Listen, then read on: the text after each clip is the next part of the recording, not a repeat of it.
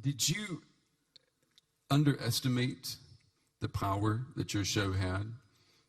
Particularly, I mean, you know, you were threatened with arrest when President Morsi was in power. But you know, you were showing the numbers, 5 million hits. Did you realize that you were a phenomenon?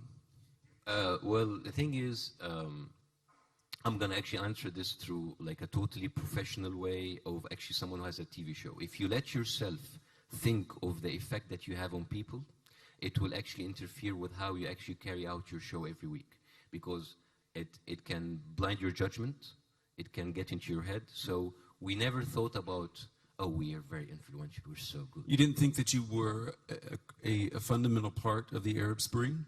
No, because we came after the Arab Spring. I think we and many of others were a manifestation of the Arab Spring. The Arab Spring came first, and then we evolved after it. So we were a result of that. And it was a blessing for many of us who actually took a chance and get our voices out.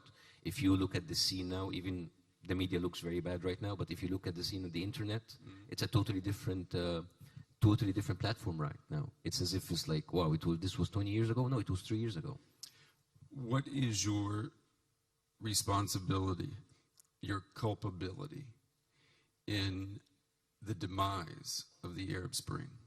The demise of the, oh my God, now I feel very guilty. No, the thing is, putting such a responsibility on a show that came once a week, because people use your argument saying like, you had a big role in overthrowing the Muslim Brotherhood government. I tell them, you know what, if that happens, that means that they were a very weak government. It doesn't mean that we are a very strong program. Because this is TV, this is comedy, and we can only go that far. And you cannot ignore so many other factors and actually put it all on a political satire show that just comes once a week. And I know that a lot of people like to use that as an excuse, but I think they're just projecting their own weaknesses. Yeah, but I mean, as soon as the latest changes, as soon as they took place, you know, actions came that led to the cancellation of your show. Doesn't that speak to the power? So maybe the failure of the Arab Spring that led to the demise of my show, not the opposite. Ah, so it's the other way around. Yes. You know, there's been a lot written about you. I want to ask you what you think about this. Someone wrote, you, like a number of Egyptians, went beyond opposing Muslim Brotherhood abuses to supporting an anti-democratic, anti-liberal movement to exclude Islamists from public life and ultimately to replace them. No, because what happened on the 30th of June was something that was bound to happen after they challenged the whole people. I mean, the Muslim Brotherhood regime was unsustainable, and if they were allowed to continue, we would be sitting here speaking how my show was taken off air or how I faced the regime. It was just like a matter of time. But we never actually supported something that's anti-democratic or supported any fascism, or else I would have actually stopped my show after the Muslim Brotherhood and stayed home. But I came back on air, I stayed on message, and that cost me to have my show jammed twice and removed from air twice. So we were just doing our job, saying what's wrong is wrong. And we continue saying what's wrong is wrong. Do you believe what about the argument that your type of humor, your type of satire, that it may have been too much too early for Egyptian society?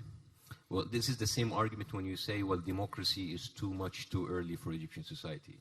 And whenever people tells me, because I have this argument a lot in Egypt and in the Arab world, it's like, oh, we love you, but you know what, it's not your time. So I tell them, so give me a date, give me a time. When?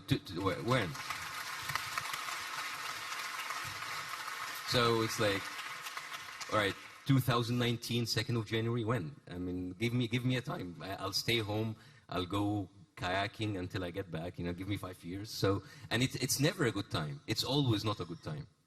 And this is actually the role of satire. It takes you out of your comfort zone.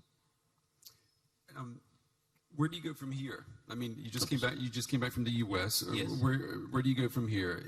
Does your show have a revival, or what's going to happen? Well, we have decided that actually continuing with a direct political satire show every week, talking about present events, might be not the best thing to do right now, and it's like.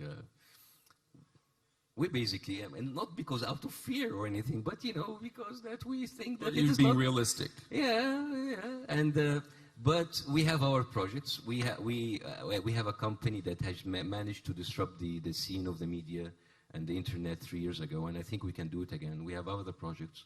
There are other venues and other paths that we can take, and there's always a way. There's always a way. Maybe it will take time. Maybe it's better now to kind of ease off.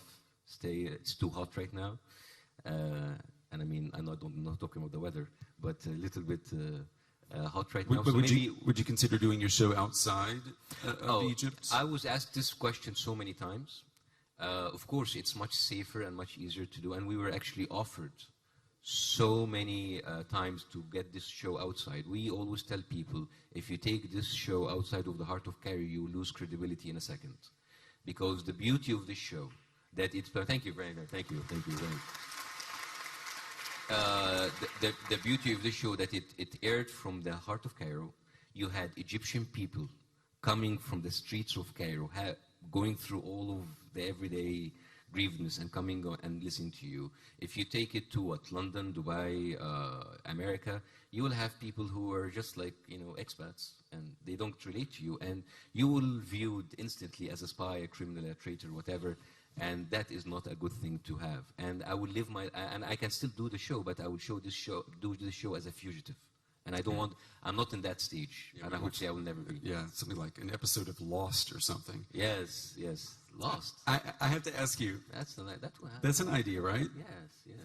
There Let's get on a plane and just crash it, yes. There used to be a show here in Germany, and the Germans will remember this. It was called Verstehen Sie Spaß.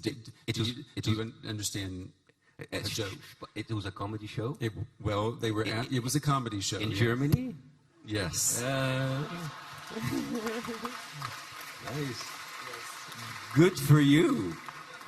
I am very happy. I hope you enjoyed. Is it still on? No. Yes.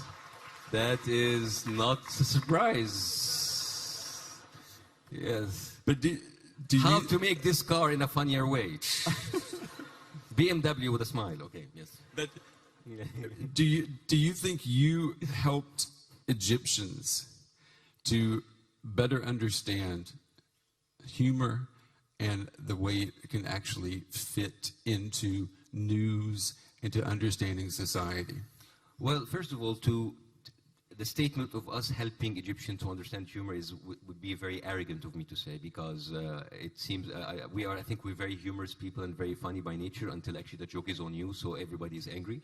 So, but what we have done is actually we introduced a new format for the region, and to incorporate serious news with silly satire, sometimes deeply thought satire, was actually a new format, and people liked it. And I think now, I'll give you an example of how that changed. I mean, we're off the air now, right? So now you go into the internet and people take our own old episodes, and they cut our jokes and they put it with the new videos happening today. So, we ended, but the show still lives. The idea still lives, which is great. You have all of these people expressing themselves either through our show or through themselves. So we as a group of people, and a wonderful team, we just put our best effort in order to change the media landscape.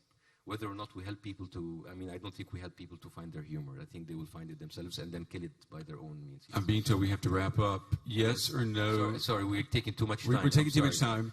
Sorry, yes. But let me ask you, as the doctor, is laughter the best medicine for bad politics? Oh, yes, it is. And with this, ladies and gentlemen, great phrase, we end our show. Thank you very much. Yes. Thank you. Give him a round of applause.